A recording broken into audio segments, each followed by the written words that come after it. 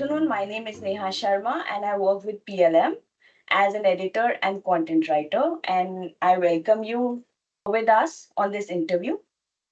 So, Dr. Tomar, your passion for transforming agriculture through technology is truly inspiring. Satyukt Analytics is doing incredible work, and I'm excited to see what you accomplish in the future. And thank you for joining us today. Yeah, good afternoon, Neha. Thank you for inviting me.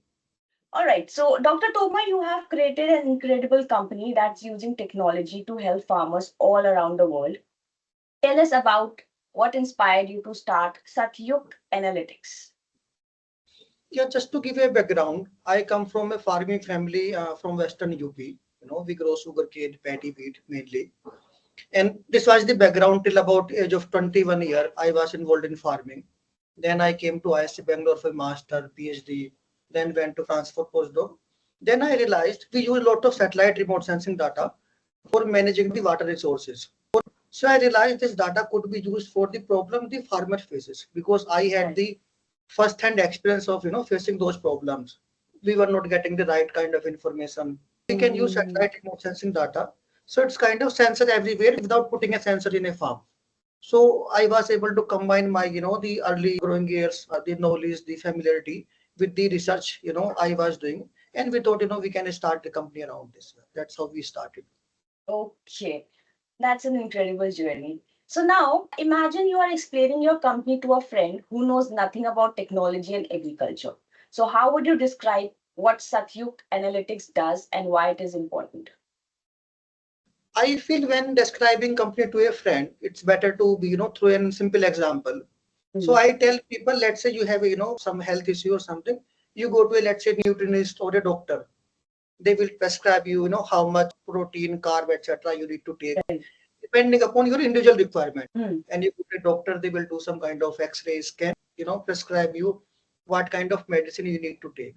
So we are doing this similar thing for a farm without visiting the farm. We tell in the farm how much water, what kind of fertilizer you need to apply. If there is some issue, what kind of pesticide, weedicide you need to apply. So this is what we do for a farm. so, looking into the future, how do you see technology changing the way we farm and do agriculture? See, broadly two things are there. One is the foundation. If we look at the foundation of our technology, it relies on the satellite data, it relies on the internet connectivity and smartphone penetration. If we look at all the three are increasing, we see more and more satellites coming with better and better spatial resolution. Now we had about 10-meter data field available. It used to be 500 meter about 25 years back. So things are improving this front. We see much more internet penetration.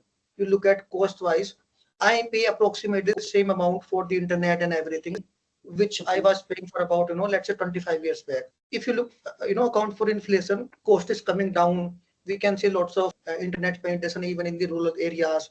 Mhm. Smartphone penetration is increasing. So foundation is becoming much more stronger, where technology can be provided to the farmer. Now, second part is how farmer can adopt it. Earlier, there used to be small landholding. On paper, now also the landholding is increasing. But what's happening? Many people are moving away from the agriculture sector. So let's say I own a land in my village, but I'm not managing it. Somebody else is managing it. Land ownership under one management or is increasing. Land availability for one manager is increasing. So that guy has much more resources, can adopt technology much more faster. So we see Mhm. now much more adaptability of this new technology. I mean, even you look at let's say example of the mobile phone. Mhm. When it came in about 1995, you could use only in the city. If you go outside city, not much network. You are traveling through train, hardly it will get connected.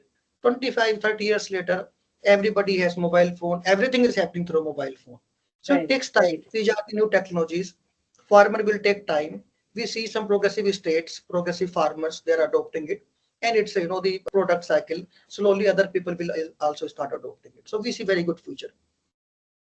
Actually, no one knew that farming could also be a part of technology. This is quite like totally different and commendable. I come from farming background. I understand that reasonably well. So my job is how to take the technology and provide in a very simple way. Like you ask a question, how will you communicate to your friend? So that's how we need to communicate to farmer. We are not worried about what we are doing in the background, etc.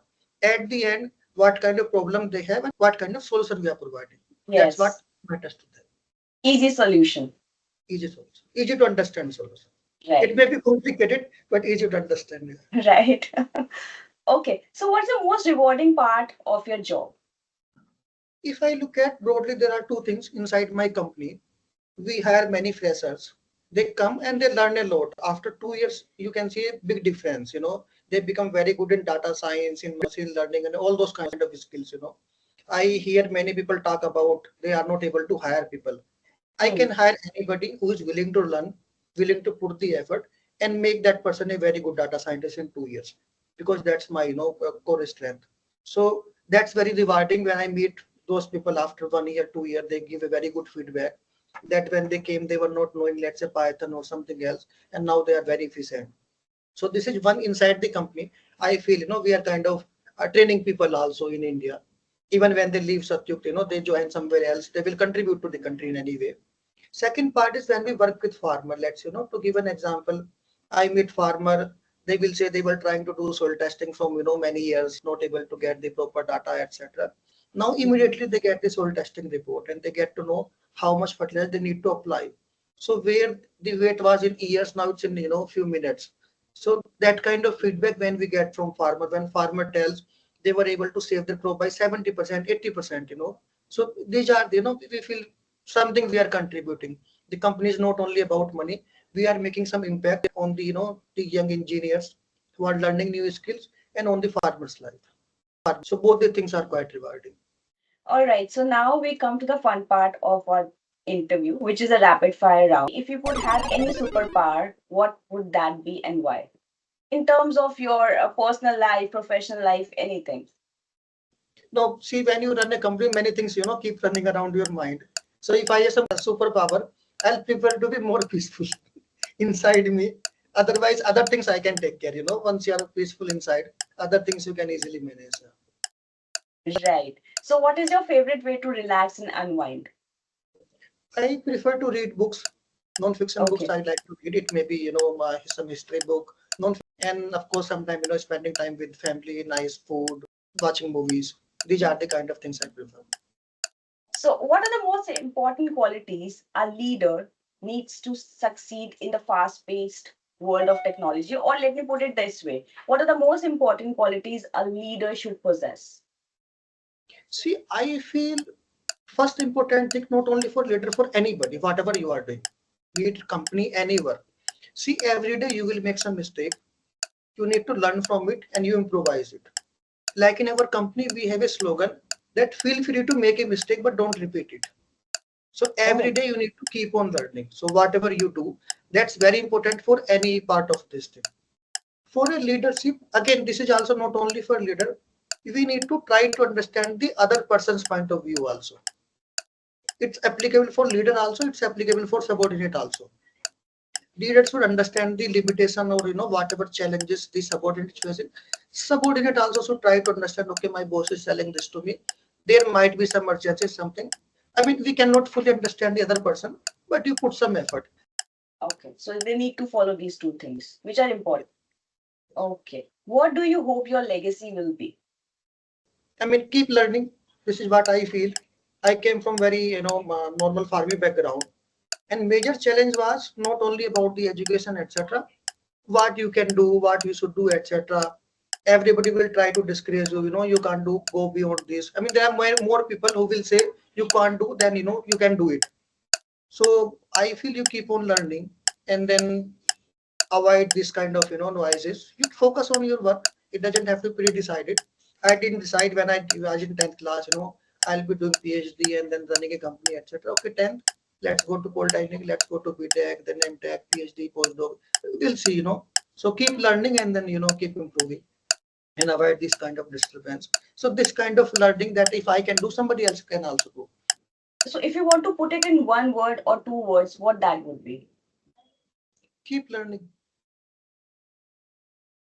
Okay. All right. So thank you so much, Dr. Satkumar Tomar, for joining us today. And we wish you all the very best for your future endeavors. Thank you so Thank you, very Neha. much. Thank you. Have a nice day.